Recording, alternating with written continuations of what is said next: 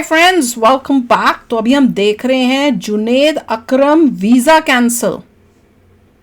चलो देखें, वीडियो शुरू करते हैं। वीडियो शुरू करने से पहले अगर आप चैनल पर नए हो और आपने अभी तक सब्सक्राइब नहीं किया तो जल्दी से पहले सब्सक्राइब के बटन और बेल आइकन को क्लिक कर लो ताकि आपको हमारे सारे न्यू वीडियोस के नोटिफिकेशन मिल जाए जैसे हम अपलोड करें। अगर आपको वीडियो पसंद आता है प्लीज लाइक एंड शेयर। चलिए शुरू करते हैं।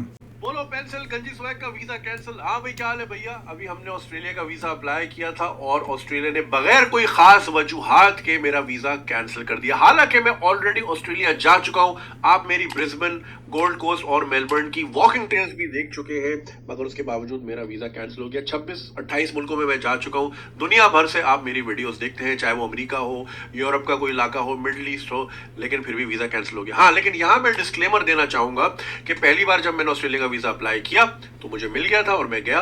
दूसरी बार अप्लाई किया, दूसरी बार भी मिल गया, लेकिन मैंने ट्रैवल नहीं किया। और अमूमन ऐसा होता है कि जब आप वीजा लेके ट्रैवल ना करें तो फिर वो मुल्क आपको सजा देता है, एक आपकी रिजेक्शन करते। तो होपफुली यही वजह हो, ये वजह ना हो कि भाई अब पाकिस्तानी हमें नहीं चाहिए, जिस तरह दूसरे मुल्कों ने हमारी वीजा पे पाबंदियां लगा दी है या सख्ती कर दी है। यहाँ मैं बड़ी इंपॉर्टेंट बात करूंगा खासतौर पर यंगस्टर्स के लिए, या वो पेरेंट्स जिनके बच्चे अभी आहिस्ता आहिस्ता बड़े हो रहे हैं और वो ये प्लान कर रहे हैं कि बच्चों को बाहर भेजना है। देखिए, हमारे मुल्क का एक बहुत बड़ा तबका लोअर मिडिल क्लास से ताल्लुक रखता है और हर कोई अफोर्ड नहीं कर सकता कि वो अपने बच्चों को आला तालीम के लिए अमेरिका, कनाडा, ऑस्ट्रेलिया या यूरोप के किसी मुल्क में भेजे। तो जो एक मुतवस्सित तबका है उनके पास एक ही ऑप्शन हुआ करता था कि वो किसी तरह लाख 1.5 लाख रुपए जमा करके किस्मत आजमाई के लिए दुबई, सऊदी, कतार, कुवैत ने तो खैर हमें बैन किया हुआ है 10-12 साल से, बहरीन जाए, किस्मत आजमाए, छोटी मोटी नौकरी लग गई, पाकिस्तानी इसको बैन किया हुआ है लग रहा है। इस तरह की लाखों मिसालें हैं कि लोग वहां 2-2, 3-3 नस्लों से रह रहे हैं, 60s के गए हुए हैं, उन्होंने वहां फैमिली रेस की वगैरह वगैरह, राइट। तो ये ऑप्शन हमेशा एक मुतवस्सित पाकिस्तानी के लिए मौजूद था, जो कि मेरे लिए भी मौजूद था। 2012 में जब मैं दिल बर्दाश्त हो गया, कराची के हालात जिस तरह थे, मोबाइल छीनना, आग, मतलब हड़तालें, दिस एंड दैट, तो मैंने सुकून चाहिए जिंदगी में, प्रो मैक्स। मैंने किसी तरह 80,000 रुपए जमा किए, लिटरली 80,000, 3,000 दिरहम भी नहीं बनते थे उस वक्त के, और मैं चला गया दुबई किस्मत आजमाने। अंग्रेजी अच्छी थी, पहले ही हफ्ते मुझे नौकरी मिल गई और फिर उसके बाद मैं वहां 5 साल रहा। लेकिन वो 5 साल, वो ऐसे 5 साल थे, उसने मेरी जिंदगी बदल के रख दी। वो कैसे?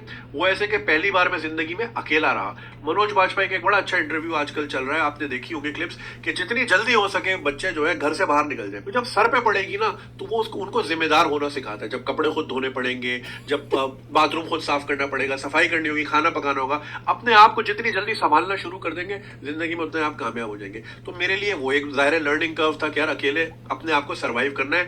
बुखार हो रहा है तो अम्मा नहीं है कि सर पे पट्टी रखेंगी या सूप बना के लाएंगी या पैनाडोल ला के देंगी, जो करना है खुद करना है। उसी बीमारी में खुद ही उठ के किसी तरह फार्मेसी गए, दवाई वगैरह ली, राइट। एक तो ये लर्निंग थी। दूसरी लर्निंग ये थी कि भाई 200 नेशनैलिटीज का वहां एक्सेस था। मोल्डोवा कौन सा मुल्क है मुझे पता भी नहीं था, मेरे दोस्त वहां के भी थे, तो मुझे भी नहीं पता कि यार इतने कल्चर के लोगों से मिलना जुलना। और वही जुनेद अकरम जो कि कभी स्कूल के स्टेज पे खड़े होकर पोयम नहीं पढ़ी क्योंकि शर्मीले थे हमेशा से, आज लाखों लोगों के सामने आराम से बात कर रहा होता हूँ, बड़े बड़े इवेंट्स भी करता हूँ, राइट। ये कॉन्फिडेंस मुझे उसी एक्सपोजर से आया और उसी एक्सपीरियंस से आया। तो वो जो मैं मुंह उठा के दुबई चला गया और वहां 5 साल रहे और उस एक्सपोजर ने मुझे कॉन्फिडेंस दिया, और उस कॉन्फिडेंस की वजह से आज अल्हम्दुलिल्लाह जो भी आप देखते हैं उसी की बदौलत है। ये सिर्फ इसलिए मुमकिन हुआ कि मेरे पास एक एक्सेस था कि मैं मुंह उठा के दुबई चला जाऊं।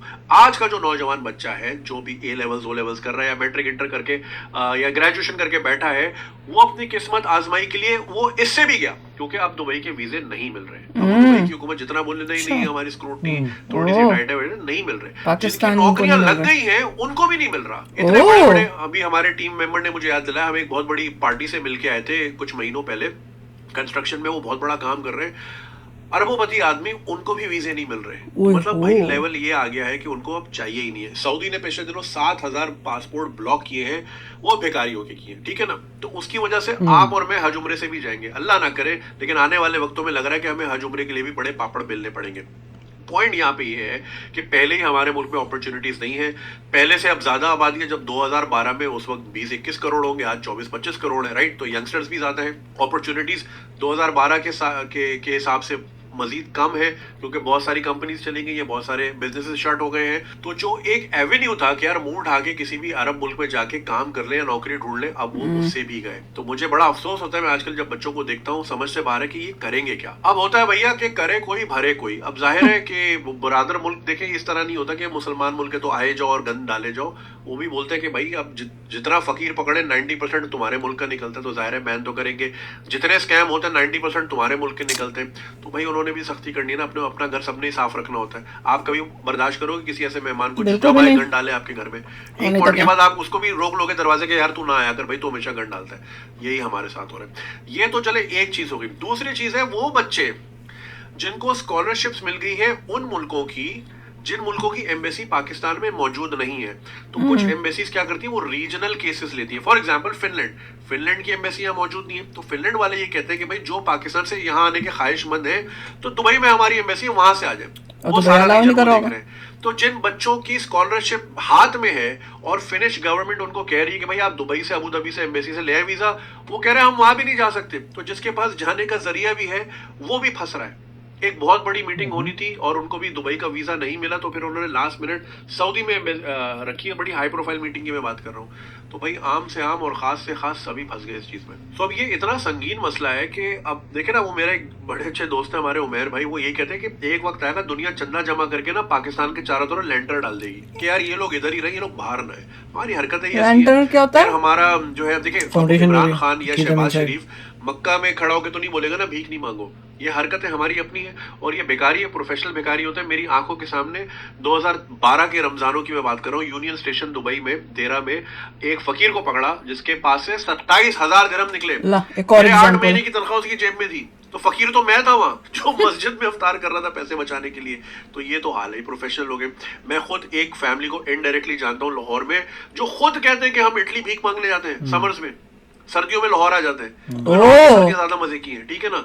और पीक समर्स में जो हॉलिडे सीजन है हम भीख मांगने हाँ, जाते तो हैं। वहाँ पे तो यार ये हरकतें इटली होंगी में तो भाई कहाँ टूरिस्ट से आते हैं ना। करे कोई भरे कोई। ओए मुझे होए। अफसोस ये हो रहा है कि इन प्रोफेशनल भिखारी या ये जो स्कैम करते हैं। मैं आपको एक और मजे का स्कैम बताता हूँ। ये तो खैर पाकिस्तान के वीजे भी बंद हुए तो हमें फील हो रहा है। क्या आपको पता है पाकिस्तान के बहुत सारे सिटीज दुबई में वैसे ही ब्लैक लिस्टेड थे, जिनको वीजा देते नहीं थे, Cities, क्योंकि अच्छा। जो स्कैमर निकल रहा है उसका बर्थ प्लेस ये निकल रहा है, यही शहर यही शहर यही शहर। तो बहुत सारे Birth place देख शहर रहे हैं। पहले ही बैन थे ऑफिशियल लेवल पे। अभी ऑफिशियल लेवल पे पाकिस्तान का वीजे बंद नहीं है, बट अब आप Unofficially नहीं कर होता दे रहे। ये है कि जैसे कि मैं हूँ और मैंने वहां जाके कंपनी एक खोली। जब आप कंपनी खोलते हो मुझे मिले भाई ये आप 4 वीजे या 6 वीजे आप हायर कर सकते हैं। मैंने अपने ही दोस्तों को वीजे दिए, उनको एम्प्लॉय दिखाया, उनकी तनख्वाह लगाई 25,000 दिरहम। उनके डेबिट कार्ड मेरे ही पास है, मैं उनको सैलरी ट्रांसफर करके अगले दिन मैं ही निकाल लेता हूँ। उनकी 6 महीने स्टेटमेंट बनाई 25,000 की और क्रेडिट कार्ड अप्लाई कर लिया। क्रेडिट कार्ड में आपको सैलरी का टाइम्स 10 टाइम्स 8 मतलब मल्टीप्लाई बाय 8 मल्टीप्लाई बाय 10 मिलते हैं, यानी 2.5 लाख दिरहम फी बंदा। क्रेडिट कार्ड मिला, पूरा मैक्स आउट किया, बंदे भगा दिए वापस पाकिस्तान। ये लो जी आपके लाख रुपए, आपका काम हो गया। बंदे भी खुश। वो जिंदगी भर के लिए बैन हो गए। जो कंपनी का ओनर है उसने बोला मुझे नहीं समझ क्या गपला किया। फिर अजमान गया, यही रिपीट किया, फिर फुजैरा गया, यही रिपीट किया। एक एक बंदे ने कितने कितने मिलियन के स्कैम किए। तो उससे हुआ क्या, जब देखा कि यार इसी शहर से सारे क्रेडिट कार्ड डिफॉल्टर्स आ रहे हैं, तो ये शहर को ही बैन कर दो, कसूर को बैन ही कर दो, सियालकोट को बैन कर दो, हुंजा को बैन कर दो। ये हुआ है बहुत सालों तक, ये हुआ है। अब जाके उन्होंने लेंटर ही डाल दिए। इसकी और भी बहुत सारी लेंटर तो वो होता है जो दुकान का वो खींच के नीचे करते हैं। उनके कल्चर में इंटीग्रेट नहीं होते। हमारे ज्यादातर लोग आपको उबर टैक्सी तलाबात इसी में ही नजर आते हैं। बिल्कुल व्हाइट कॉलर भी होते हैं, ऐसा नहीं है, दुनिया भर में है, पाकिस्तानी बड़े सक्सेसफुल भी है, लेकिन ज्यादातर फोर्स जो हम भेज रहे हैं वो अनस्किल्ड है और अनकाउथ, जिसको आप कह लें for the lack of better word, argumentative है, लड़ाका है, और वो सोशल मीडिया पे अजीब हरकतें करते हैं, पब्लिकली अजीब हरकतें करते हैं, औरतों की वीडियो बनाना। एक भाई वो बहरीन में, उन्होंने सिंधी टोपी लगाई होती है, मैं ये नहीं क्लेम कर रहा कि वो सिंध के कहाँ के, जहाँ के भी हैं, मैं सिर्फ हवाला दे रहा हूँ उनके हुलिये का। वो बहरीन में जहाँ गोरी आती है यूं करके टिकटॉक बना रहा होता है, देखा है तुमने वो चाचा की वीडियो? मैं लगाना नहीं चाह रहा यहाँ पे, आप लोगों ने देखी होगी, उसका काम ही यही है। तो वो देख के फिर बहरीन वाले क्यों नहीं आपका वीजा बंद करेंगे? टर्की में पहले ही हम कितना बदनाम हुए थे 2 साल पहले, अगर याद हो आपको, ट्विटर पे ट्रेंड हुआ था पूरा कि पाकिस्तानी हमें नहीं चाहिए। हरकतें हमारी ऐसी है भाई, करे कोई भरे कोई। मैं आजकल जो बच्चे देखता हूँ, सॉरी समराइज कर रहा हूँ बस वीडियो को, जब मैं बच्चे देखता हूँ चाय के ढाबों पे, स्कूल से निकलते हुए, कॉलेजेस वगैरह में आते जाते, मैं ये देखता हूँ ये जाएगा कहाँ? ये पहुंच जो अपने देश में नहीं पढ़ सकते, इतने लोग अपने यहाँ देश तो में खपने पढ़ते से हैं। रहे, इतनी अपॉर्चुनिटीज नहीं है। वही। तो जो मुल्क हमें होल हार्टेडली वेलकम करते थे कि भाई आए अपना फ्यूचर बनाए, जिनमें मैं खुद शामिल हूँ और जिंदा मिसाल हूँ, और अल्हम्दुलिल्लाह अच्छे वक्तों में अच्छे मौके से फायदा उठाया, जिंदगी बदल गई। यही मैं चाहता हूँ अपॉर्चुनिटीज दूसरे बच्चों को भी मिलती, लेकिन कुछ स्कैमर्स की वजह से, कुछ बेकारियों की वजह से अब वो अपॉर्चुनिटी आपके बच्चों को नहीं मिल सकती। अब जो यूनिवर्सिटियां आपके बच्चों को हाथों हाथ फ्री स्कॉलरशिप दे रही है, बस ये कह रही है कि वहां से वीजा ले आओ, वहां जाने का रास्ता ही बंद हुआ हुआ है। वो बेचारे बच्चे परेशान है। कितने इस तरह के केसेस होते हैं कि एम्बेसीज यहाँ पे एग्जिस्ट नहीं करती, जैसे एस्टोनिया की एम्बेसी यहाँ एग्जिस्ट नहीं करती। इस तरह और बहुत सारे छोटे मोटे मुल्क हैं, वो कहते हैं भाई वहां से ले आओ, हमारा रीजन वहां से पड़ता है आपके सामने। सो बड़े अफसोस की बात है। I hope things change for the better, मगर अब हमारी अपनी हरकतें अब इसमें करना ये है मेरे बच्चों, जो आप लोग सुन रहे हैं बच्चे और बच्चियों, कि अब एक दरवाजा बंद हो तो अल्लाह और खोलता है, ये ईमान हमारा है। तो अपने स्किल्स पे प्लीज काम कर ले, कुछ सीख ले, कुछ फोकस रख ले जिंदगी में। सबने टिकटॉकर नहीं बनना है इस मुल्क में, सबने इन्फ्लुएंसर नहीं बनना। आई अंडरस्टैंड कि वो बड़ा लुक्रेटिव लगता है कि यार ये आज यहाँ घूम रहे वहां घूम रहे, वो हर कोई नहीं बन सकता। कोशिश बिल्कुल करे, क्या पता आप में टैलेंट हो, मैं डिस्करेज किसी को नहीं कह रहा, ना मैं ये कह रहा हूं कि मेरी रोजी रोटी पे लात मारो, जिसका जो नसीब, मगर एक सॉलिड स्किल पे काम करे, कोई कुछ सीखे। अब एआई का दौर है, आपके फोन में इतनी ताकत है। जो नील आर्मस्ट्रांग चांद पे गया था ना, उस रॉकेट का जो प्रोसेसिंग पावर है उससे 500 गुना पावर आपके फोन में है। सोच रहे, समझ रहे? तो आप भी सितारों पे जा सकते हैं, इसका सही इस्तेमाल करें, कुछ स्किल वगैरह सीखें। मेरे पास रोजाना ईमेल्स आती है, वो इतनी बुरी लिखी हुई होती है कि एआई आपको उठा के ऐसा फेंकेगा, आप सोच मतलब है ही नहीं एजुकेशन लोगों में क्या लिखा है। तो आज के इस दौर में जहाँ चैट जीपीटी आपको पूरा लेटर लिख के दे देता है, आपको आज भी ईमेल नहीं लिखने आ रही। इसमें कसूर इमरान खान का, शहबाज शरीफ का, आसिम मुनीर का, किसी का भी नहीं है, कसूर सिर्फ आपका है। तो अपने आप को अब नर्चर करना पड़ेगा। अब जो है इसी में गुजारा करना पड़ेगा। अब दुबई के वीजे भी फिलहाल आप कुछ अरसे के लिए भूल जाए, दुआ करें कि हज उम्रे ना बंद हो जाए। तो आने वाला वक्त मुश्किल है, लेकिन घबराना नहीं है, सही है। तो अपने स्किल्स पे काम करें, और जो है अब इसी में रह के हमें अपनी जगह बनानी है, वरना फिर आगे बड़ी मुश्किल आते हैं। आई होप आप लोगों को बात समझ आ गई होगी, और चैनल को सब्सक्राइब करना नहीं भूलिएगा। बात सुनने का बहुत शुक्रिया। बाप रे, आज ये जो वीडियो आपने सजेस्ट की उससे पता चल रहा है कि कितना बुरा हाल हो रहा है पाकिस्तान का वर्ल्ड के फ्रंट में। मतलब कंट्रीज जो हैं उन्होंने, कईयों ने तो ऑफिशियली किया ही हुआ होगा, कईयों ने अनऑफिशियली किया हुआ है, और वो भी कंट्रीज जो पहले इनको लेती थी, जिनको कहते हैं ना हमसाया मुल्क या रिलीजन सेम है, उस टाइप की कंट्रीज ने भी अब बैन करना शुरू कर दिया है। वो बता रहे हैं दुबई में 2012 में जब ये गए हैं कोई प्रॉब्लम नहीं हुई थी, पर अब दुबई भी, चाहे वो कहता है कि ऐसा हम कुछ नहीं कर रहे, पर पीछे उन्होंने अपने ऑफिसर्स को जो देते हैं वीजा वूजा, उनको मना कर दिया है कि अगर तुम देखो ये पाकिस्तानी पासपोर्ट है या पाकिस्तान से है तो उसको नहीं देना। और उससे पहले उन्होंने कई जगहों का, पाकिस्तानी कोई सिटीज को पहले से ही ऑफिशियली कहा हुआ था कि अगर यहां से कोई बंदे आ रहे हैं तो उनको देना ही नहीं है। दुबई में वो पहले ही हो रहा था, और अब अनऑफिशियली जो है मना कर दिया। क्या ऑस्ट्रेलिया का तो इनको मना ही कर दिया, वो कह रहे हैं ऑस्ट्रेलिया का किया था, अब मेरे को वीजा ही नहीं मिला। देखिए इसके पीछे एक ही है कि education is the most important thing, of course, और एजुकेशन जो नॉन रिलीजियस हो। एग्जैक्टली। इंडिया स्मार्ट था, उसने बोला कि हमें स्किल्स चाहिए, इंटेलिजेंस चाहिए, एजुकेशन चाहिए, तो इतनी सारी अपॉर्चुनिटीज़ दी बच्चों को कि टॉप क्लास कर दी आपकी एजुकेशन। मतलब अगर आप 90% से ऊपर ले आते हैं अपने देश में, और फिर आप compete करने जाते हैं किसी और के साथ, तो उसको आप उड़ा देते हैं। बिल्कुल, एक ज़माने में उड़ा देते थे, मुझे एग्जैक्टली पता नहीं अब तो और भी उड़ा देते होंगे। बट द पॉइंट इज़, हर बंदे ने फिर इंडिया में इतना हुआ, एजुकेशन क्योंकि ऊपर हो गई, और रिलीजन जीरो था, there is no religion. Religious studies के ऊपर फोकस थोड़ी कोई है। पढ़ाई, साइंस, टेक्नोलॉजी, वो करने की वजह से जनरेशन जो आगे आई है, इट बिकेम वेरी पावरफुल, और आज आपको उसका रिजल्ट नजर आ रहा है। तो इट इज़ नॉट समथिंग जो एक दिन में फिक्स कर सकते हैं, बट इंटेलिजेंट लोग थे जिन्होंने हमसे पहले के इंडिया के, जो आप कह सकते हैं आपके एंसेस्टर्स, जिन्होंने सोचा कि आपकी हमारे पेरेंट्स समझदार थे कि उन्होंने ऐसे स्कूलों में डाला, ऐसी पढ़ाई की, घर में ऐसी शिक्षा दी जिसमें रिलीजन का नाम नहीं था, पढ़ो का था। 1947 में पार्टीशन हुआ, राइट। उसके बाद जो है, जो भी थिंक टैंक था इंडिया का, उसने बोला एजुकेशन एजुकेशन एजुकेशन। वो समझ गए थे कि जो भी ब्रिटिश से हारे, जिससे भी हारे, जस्ट बिकॉज ऑफ एजुकेशन की प्रॉब्लम थी। इतने साल से गुलाम थे, गुलामी में सत्यानाश हो गई थी पूरी research and development. India number 1 हुआ करता था, it went down just because, क्योंकि एग्रेसर्स आ गए, 800 साल तक आप पे रूल किया, तबाह कर दिया पूरे देश को। गुड पार्ट इज़ कि वी फिगर इट आउट, और हम लोगों ने इन्वेस्ट किया एजुकेशन में, नॉन रिलीजियस एजुकेशन और simple concept, country comes first, उसके वजह से इंडिया इज डूइंग ग्रेट।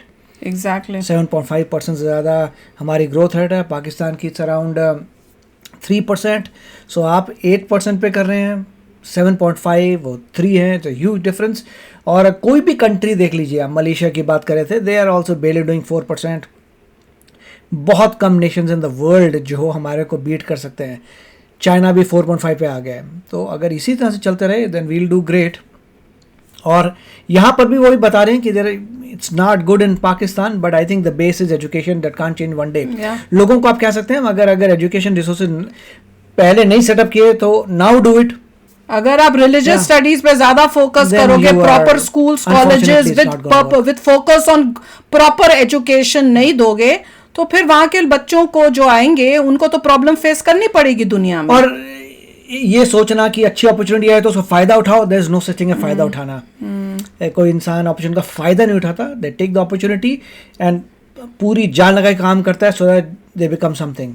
देखो इंडिया के जो इंडियंस जो हैं वो जहां पे भी जाते हैं अपने अच्छे वर्क, अपने हार्ड वर्क से जो है वो प्रूव करते हैं अपने आप को। दैट इज वाई आपको दिख रहा है कि टॉप की जो कंपनीज हैं उसके सीईओज जो हेड्स हैं उनमें कितने सारे इंडियन अमेरिकन जैसे दिखते हैं, इंडियन ओरिजिन के लोग हैं। But on other hand Pakistan के जो मोस्टली हैं जो जाते हैं वो ये सोचते हैं कि इजी मनी कैसे करें, बिना मेहनत के कैसे पैसा कमाए, जैसे भीख मांग रहे हैं। जिस भी कंट्री में जा रहे हैं, जैसे लग रहा है बता रहे हैं, जिस भी कंट्री में जाते हैं वहां इजी मनी के लिए या गलत कामों से पैसा कमाने की कोशिश कर रहे हैं।